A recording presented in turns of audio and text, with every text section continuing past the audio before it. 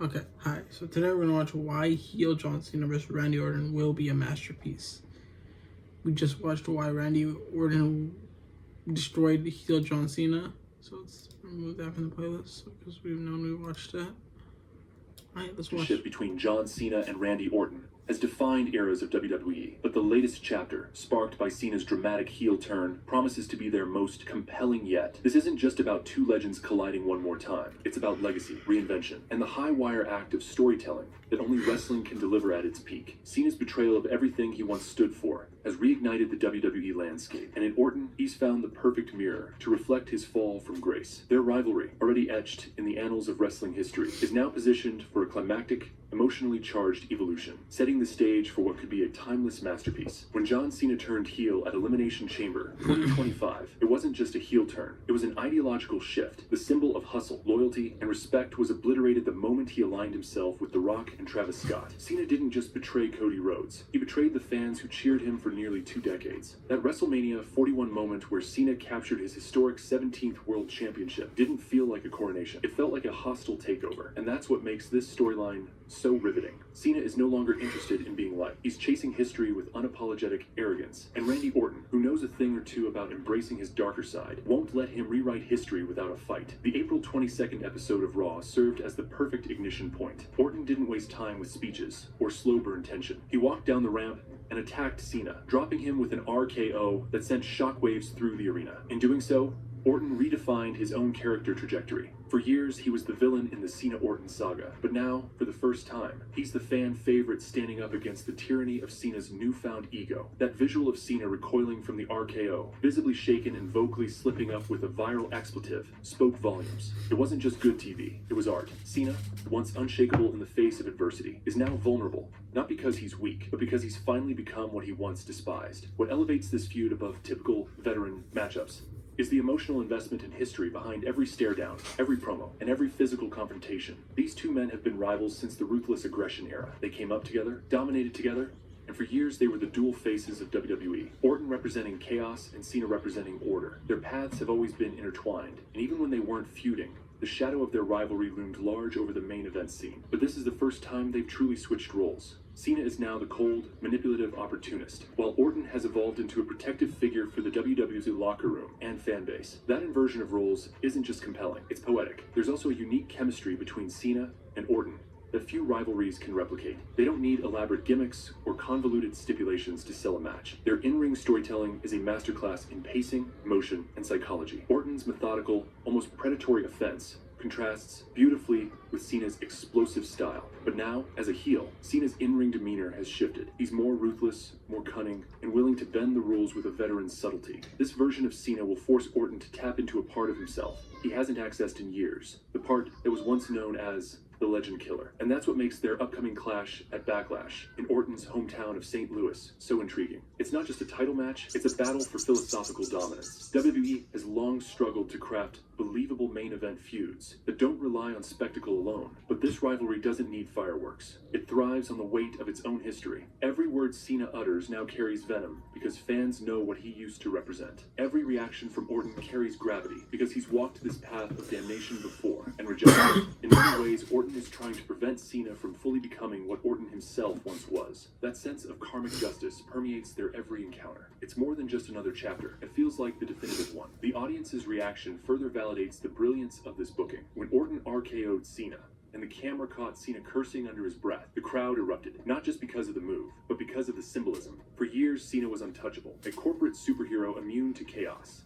But now, stripped of his virtue and dripping with ego, he's exposed, vulnerable. Orton's attack wasn't just an RKO.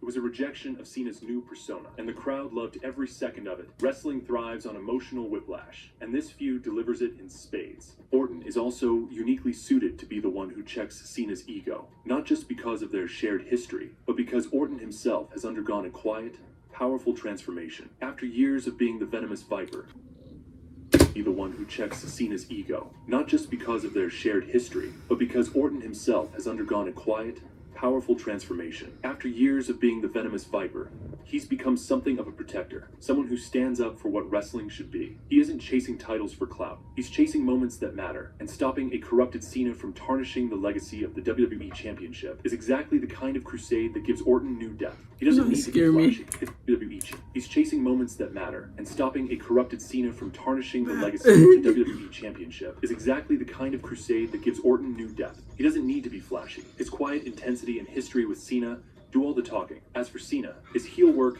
is finally unshackled. For years, fans begged for a darker version of the character, but WWE never pulled the trigger. Now, Cena has the creative freedom to lean into that darkness. He's not dressing up the heel turn with excuses. He's embracing it fully, whether it's mocking the fans, gaslighting his former allies, or cutting razor-sharp promos dripping with disdain. Cena is operating at an entirely new level. His alliance with The Rock and Travis Scott adds a bizarre, almost dystopian flavor to his character, a blend of Hollywood arrogance, pop culture clout, and wrestling dominance that feels both surreal and dangerous. The match itself is likely to be a masterclass in psychological storytelling. Cena will look to humiliate Orton in his own hometown, using every dirty trick in the book. Orton, fueled by vengeance and pride, will fight not just for the title, but for the soul of the WWE. Every false finish, every counter, every stare down will be loaded with meaning. There's no need for special effects when the emotional stakes are this high. It's the kind of match that fans will remember not because of what happened, but because of how it made them feel. This feud is also a commentary on the current state of WWE. Cena's heel turn exposes the company's own contradictions. He's become a symbol of what happens when loyalty is weaponized, when legacy is sold for clout, and when icons stop caring about the fans who built them. Orton, by contrast, is the everyman hero. Flawed, complicated, but grounded. He's not trying to save Cena. He's trying to stop him, and that mission gives this rivalry stakes that transcend the title itself. Moreover, the build-up has allowed both men to thrive on the microphone. Cena's verbal attacks are no longer censored by PR guidelines. He can say the things that were once off limits, turning promos into verbal warfare. Orton, never known for being verbose, keeps his words few but impactful. When he speaks, people listen. The contrast between Cena's brash arrogance and Orton's simmering rage creates a tension that is palpable even before they step into the ring. The use of social media and real-life buzz surrounding their interactions has only heightened fan interest. The clip of Cena cursing before the RKO went viral for a reason. It felt real. In an era where so much of wrestling feels overly scripted, that moment cut through the noise. It reminded fans that the best moments in wrestling are often the ones that blur the line between fiction and reality. That's what this feud is doing on a weekly basis. It's making fans believe again. There's also the looming possibility that this might be one of Cena's final major feuds. As part of his farewell tour, every match counts. Every promo, every action, every confrontation feels like it could be the last of its kind. And if this is indeed Cena's swan song, there's no better opponent to write that final chapter with than Randy Orton. They began their journeys together, battled through every era together, and now they're poised to close the book together. That symmetry is too perfect to ignore. In a landscape crowded with part-time returns, celebrity cameos, and overbooked storylines, this feud stands out because it's rooted in truth. It's about pride, betrayal, and the cost of ambition. Cena isn't the good guy anymore, and Orton isn't the villain. They've swapped places, but the respect between them, no matter how begrudging, is still there. That respect, that shared history, that emotional weight is what makes this feud transcend wrestling. It's not just a match, it's a reckoning. Their rivalry didn't begin as a blood feud. It began as a competition for dominance between two chosen ones. Cena was the corporate poster child, Orton the volatile prodigy. While Cena was groomed to carry the company's public image, Orton was raw potential, wrapped in danger, unpredictability, and excellence. That contrast fueled their dynamic from the start. For years, they orbited around each other, taking turns headlining pay-per-views, trading championships, and defining the main event aesthetic of their time. But even in their prime, there was a sense that their story wasn't finished. It never reached its true emotional conclusion. Cena kept rising, moving beyond wrestling into movies,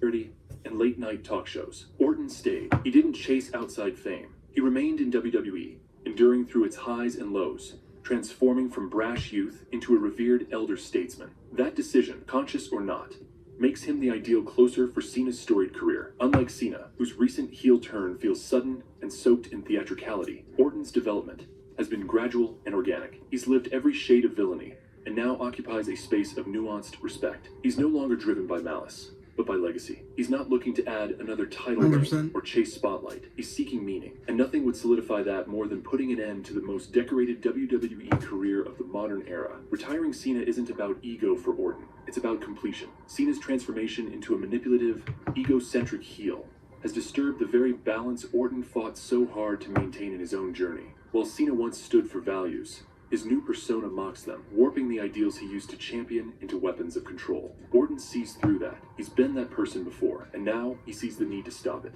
Orton deserves the honor of retiring Cena because no one else understands the full spectrum of Cena's rise and fall.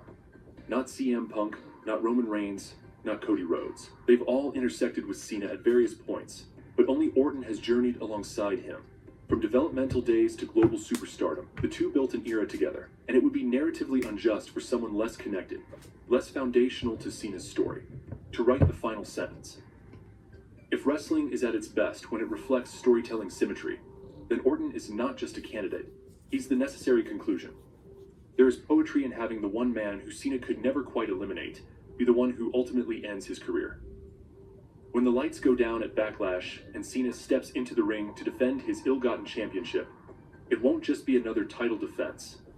It'll be a test of everything he's become and everything Orton has overcome.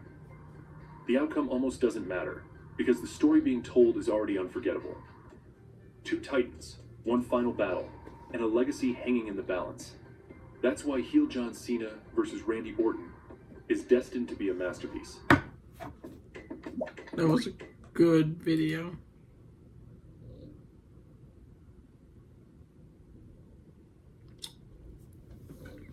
Who do I think is gonna win? Cena. They have much more story to tell. But I do think it's gonna be robbed. I think Randy's gonna go get a 10 pin, but it won't be counted. Much like how Cody happened his. And then from there, yeah. Okay, I'm gonna react to, well, that video's done being reacted to. We have a few more, but like we can react these afterwards. This one we have to react to, but it'll probably be after I have breakfast because I'm starving and it's like 10 in the morning. I mean, and plus I was fasting yesterday, so yeah. See you soon, man. Peace.